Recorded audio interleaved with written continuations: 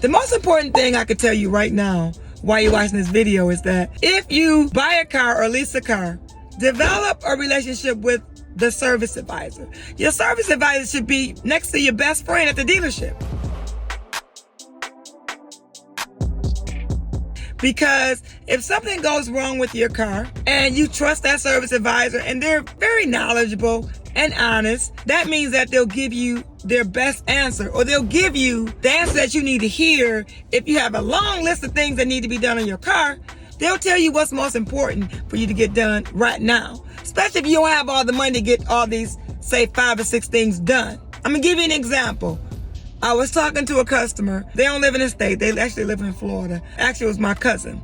And they needed to get their bulb changed in their vehicle. It took 5 minutes to change the bulb. The bulb was $10. They got charged $120.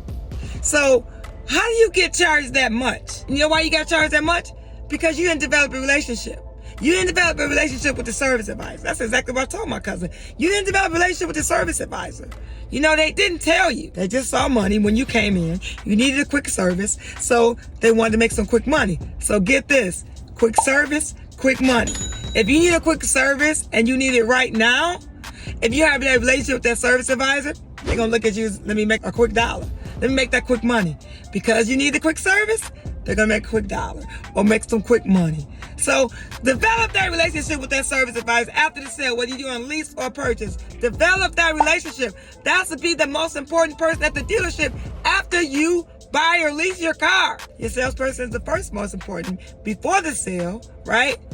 And then after the sale, it should be the service advisor. But don't forget about your salesperson, because if you send customers to that salesperson, hopefully they're taking care of you by giving you a referral fee and just saying thank you. All right, I'll see you on the next video.